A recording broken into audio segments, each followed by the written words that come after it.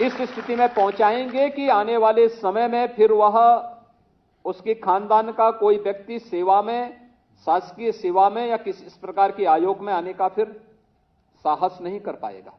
एक ने कहा कि भाई इस कार्य को करना है, फिर वो दूसरे को बोलता है, फिर तीसरे को बोलता है, और वह चेन ऐसे बनती है कि फिर कार्य कभी नहीं होता। नमस्कार मित्रों, उत्तर प्रदेश में काम करना गौरव की बात है। ये मैं नहीं कह रहा हूं, ये उत्तर प्रदेश के मुख्यमंत्री योगी आदित्यनाथ कह रहे हैं। मिशन रोजगार के तहत उन्होंने आज 795 चुने हुए अधिकारियों को नियुक्ति पत्र दिया है और इस मौके पर उन्होंने जो कुछ कहा है उसके बड़े संकेत हैं, उसके बड़े मायने हैं। इसलिए मैं वो वीडियो आपके सामने पेश करने जा रहा हूं, लेकिन उससे पहले कुछ चुनिंदा बातें मैं करना चाहता हूं जो उन्होंने इस मौके पर कहा है। मुख्यमंत्री लगभग अपनी हर सभाओं में 2017 से पहले की स्थिति की चर्चा करते हैं। 6 साल बाद जब सरकार एक कार्यकाल पूरा करने के बाद दूसरे कार्यकाल का 1 साल पूरा कर चुकी है, यानी 6 साल पूरे हो चुके हैं, उसके बाद भी बार बार मुख्यमंत्री पिछले कार्यकाल की याद क्यों दिलाते हैं, समाजवादी पार्टी के कार्यकाल की याद क्यों दिलाते हैं। और ख़ास तौर पर इस तरह के मंचों से मुख्यमंत्री लगातार ऐसी बातें करते हैं ताकि समाजवादी पार्टी के कार्यकाल को कमतर दिखाया जा सके। ये एक सियासत है। 2017 में, मार्च 2017 में जब हम लोगों ने शासन की बागडोर संभाली थी, हर एक विभाग में पद खाली पड़े हुए थे। अकेले उत्तर प्रदेश पुलिस में ही 1,64,000 पुलिस कार्मिकों की भर्ती की प्रक्रिया को हमने 6 वर्ष के अंदर पूरा किया है। 1,64,000। अनुमान कर सकते हैं कि पुलिस के कर्मी नहीं थे। जब पुलिस कर्मी नहीं होंगे तो सुरक्षा की स्थिति तो खराब रहनी थी। पीएसी जो सांप्रदायिक दंगों को रोकती है, हर एक उस समय जब भी प्रदेश की सुरक्षा पे किसी ने सेंध लगाने का प्रयास किया, उन बहादुर जवानों ने सदैव अपनी जान की परवाह किए बगैर प्रदेश की सुरक्षा में सेंध नहीं लगने दिया। 54 कंपनियां पीएसी की समाप्त कर दी गई थी। भर्ती नहीं हो रही थी क्योंकि भर्ती की प्रक्रिया, चाहे वह शिक्षा का हो, चाहे वह सुरक्षा से जुड़ी हुई हमारी पुलिस महकमे का हो या विभिन्न विभागों का हो, ये भर्ती इसलिए नहीं पूरी हो पाती थी क्योंकि भर्ती की प्रक्रिया प्रारंभ होते ही एक तो जितने भी आयोग थे उन सभी चयन आयोगों के ऊपर प्रश्न चिन्ह लगे हुए थे। आप जैसे युवाओं को उस समय आंदोलन करना पड़ता था, सत्र के पहले धरना प्रदर्शन, दुर्भाग्य से कुछ युवाओं को आत्महत्या तक करनी पड़ी थी क्योंकि चयन की प्रक्रिया पारदर्शी नहीं थी, ईमानदारी पूर्वक नहीं थी, भाई भतीजेवाद का बोलबाला था, पैसे का लेन देन होता था।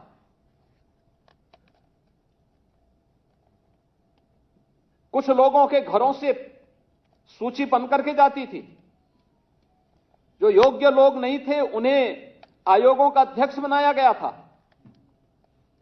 जो स्वयं योग्य नहीं है वह आयोग का अध्यक्ष बनेगा तो आयोग की कार्य पद्धति पर प्रश्न खड़े होंगे ही। लेकिन इसके अलावा मुख्यमंत्री कुछ नजीर भी पेश करते हैं। वो अधिकारियों से किस तरह की उम्मीद रखते हैं, वो अधिकारियों के लिए कैसी बातें कर रहे हैं, वो अधिकारियों से चाहते क्या हैं, ये सारी बातें आपको इस वीडियो में, अगर मुख्यमंत्री योगी आदित्यनाथ के भाषण के प्रमुख हिस्से को आप सुनेंगे तो आप समझ पाएंगे।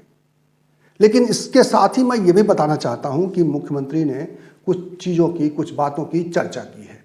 मुख्यमंत्री योगी आदित्यनाथ ने इस मौके पर भी ये कहा कि हमने एक ऐसी ट्रांसपेरेंट सिस्टम डेवलप कर दिया है जिसमें नियुक्ति प्रक्रिया में किसी तरह की गड़बड़ी की संभावना नहीं है। आपकी पीढ़ी सौभाग्यशाली है कि आपने अपनी नौकरी के लिए इस सरकार के समय आवेदन किया। पूरी ईमानदारी के साथ चयन की एक प्रक्रिया को आगे बढ़ा करके आपका चयन हुआ। किसी भी स्तर पर आवेदन करने से लेकर के किसी भी स्तर की परीक्षा में आपको कहीं किसी की सिफारिश करवाने की आवश्यकता महसूस नहीं हुई। और आज जब नियुक्ति पत्र वितरण का एक कार्यक्रम यहां पर संपन्न हो रहा है, इसके लिए भी आपको किसी के पास जाने की आवश्यकता नहीं पड़ी, किसी के पास जाने की आवश्यकता नहीं पड़ी।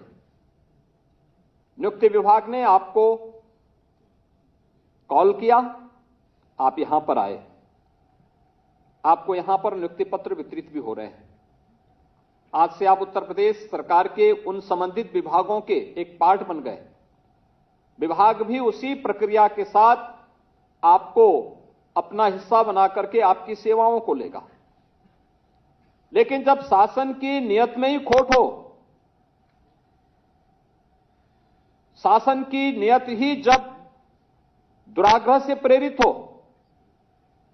और नियुक्ति की प्रक्रिया से ही भ्रष्टाचार का बोलबाला हो, तो फिर आगे की तो कल्पना ही नहीं की जा सकती है।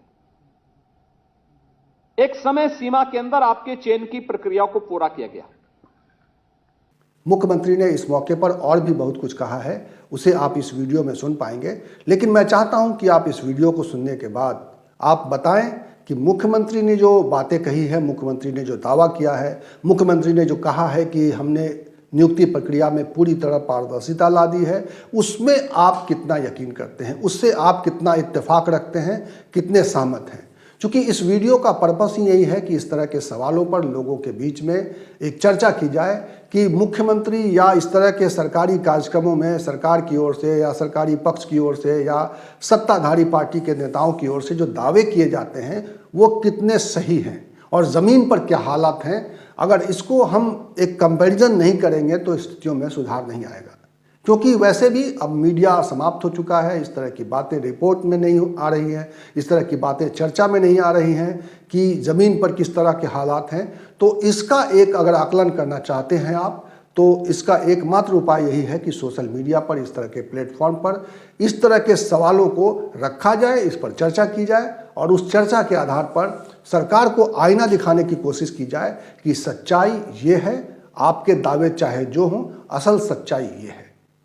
बहरहाल मुख्यमंत्री ने आज अफसरों को ये ताकीद की है और इस ताकीद की तारीफ भी हो सकती है क्योंकि अफसरों से वो बेहतर काम लेना चाहते हैं, अफसरों को एक अच्छी बातें समझा रहे हैं। लेकिन क्या उत्तर प्रदेश में अफसर ठीक काम कर रहे हैं, ये सवाल भी है आपके सामने। और इस सवाल पर भी मुझे लगता है कि आपको अपनी प्रतिक्रिया, अपनी राय सामने रखनी चाहिए। इस वीडियो के जरिए मैं यही चर्चा आपसे करना चाहता हूँ। मैं आपसे उम्मीद करूंगा कि इस वीडियो को आप आखिर तक देखेंगे क्योंकि मैंने योगी आदित्यनाथ के लंबे भाषण का कुछ खास हिस्सा आपके लिए सामने रखा है। उत्तर प्रदेश में कार्य करना देश के किसी भी अधिकारी और कार्मिक को के लिए गौरव की बात होती है।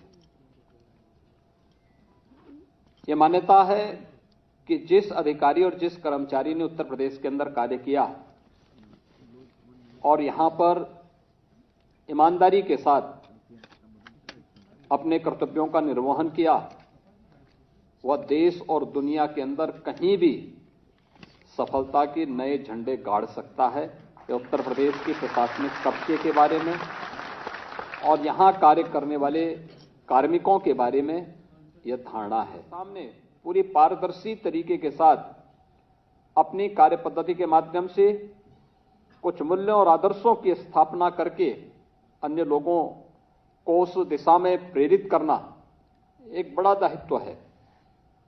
शासन और जनमानस के बीच में एक महत्वपूर्ण कड़ी प्रशासन और उससे जुड़े हुए कार्मिक होते हैं।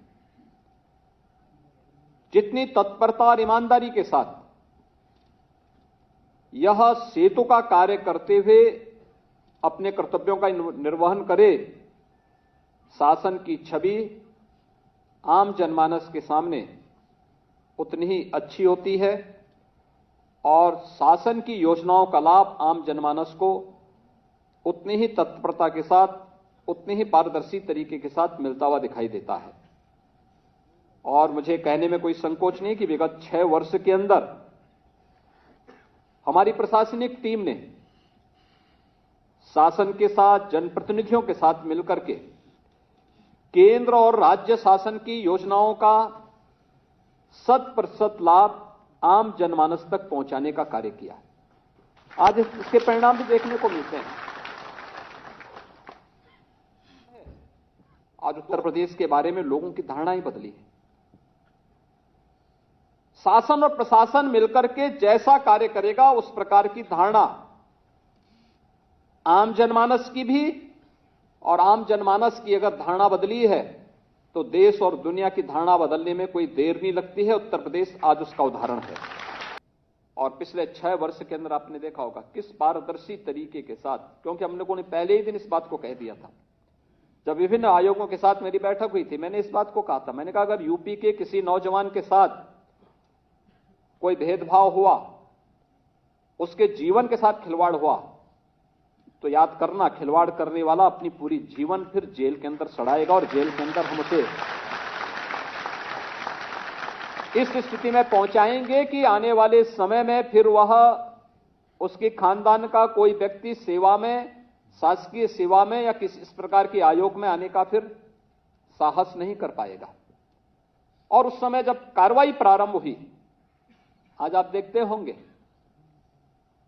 उत्तर प्रदेश देश का एकमात्र ऐसा राज्य है जिसने अपने यहां चयन की प्रक्रिया में पारदर्शिता के साथ साथ जब कहीं कोई टेस्ट भी होता है तो जो मुन्ना भाई जाते थे पहले सॉल्वर के रूप में, इनका भी अब आपने देखा होगा पहले ही उन सबको उठा लिया जाता है। बहुत सारे लोगों को परेशानी होती है उसमें भी, लेकिन इस प्रक्रिया के लिए आवश्यक था कि उत्तर प्रदेश के नौजवानों को हम एक स्वच्छ और पारदर्शी तरीके के साथ, स्वच्छतापूर्ण तरीके के साथ उसकी योग्यता के अनुसार शासन की विभिन्न सेवाओं में स्थान दे सके।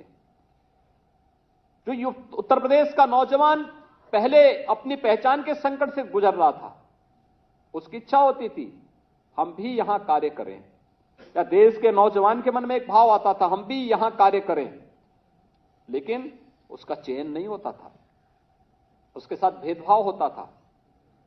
आज उसका चयन हो रहा है और कोई भी नौजवान जो उत्तर प्रदेश में आएगा हमें उसका स्वागत करना चाहिए। उसकी प्रतिभा का, उसकी ऊर्जा का लाभ उत्तर प्रदेश की जनता को प्राप्त होगा। प्रशासन की गति को बढ़ाने और शासन की योजनाओं को जमीनी धरातल तक पहुंचाने में हमें उनके माध्यम से मदद मिलेगी। और ये कार्यक्रम अनवरत रूप से हमारा आगे बढ़ रहा है। ये लगातार इन कार्यक्रमों को आगे बढ़ाने में हमें एक और जहां मदद मिल रही है, वहीं उत्तर प्रदेश की छवि को भी इन 6 वर्षों के अंदर सुधार करके आज उत्तर प्रदेश का कोई नौजवान उत्तर प्रदेश के बाहर जाएगा, उत्तर प्रदेश के बारे में आज धारणा बहुत अच्छी बन चुकी है।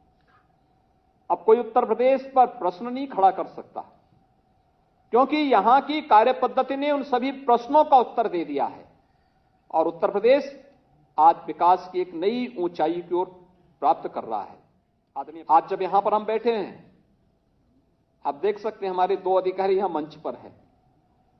एक प्रदेश के मुख्य सचिव, उनको प्रशासनिक सेवा में 39 वर्ष हो गए हैं। अब देख सकते हैं 39 वर्ष, 1984 में आईएएस के लिए उनका चयन हुआ, ट्रेनिंग के बाद उस सेवा में आ गए।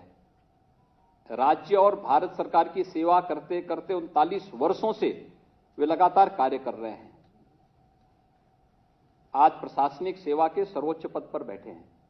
इसलिए बैठे हैं क्योंकि पूरी निष्ठा, पूरी ईमानदारी के साथ उन्होंने कार्य किया। निर्णय लेने में, सकारात्मक निर्णय लेने में, जनहित में निर्णय लेने में कहीं संकोच नहीं किया। जो दायित्व शासन ने दिया, पूरी ईमानदारी के साथ उसका निर्वहन किया। परिणाम है 39 वर्षों की उनकी सेवा आपके सामने एक उदाहरण है। कृषि उत्पादन आयुक्त लगातार 35 वर्ष से उत्तर प्रदेश शासन की सेवा में और भारत सरकार की सेवा में कार्य कर रहे हैं। आप अनुमान कर सकते हैं कि इतनी लंबी सेवा अलग अलग पदों पर रहते हुए, पूरी ईमानदारी के साथ करते हुए, और जो भी दायित्व दिया गया पूरी ईमानदारी के साथ उसको एक परिणाम तक पहुंचा देना, तब वह आज इस स्थिति में पहुंचे हैं कि आज के युवाओं के लिए एक रोल मॉडल बन सकते हैं। प्रशासन की सेवा में जाकर के जिन लोगों को अपने जीवन को आगे बढ़ाने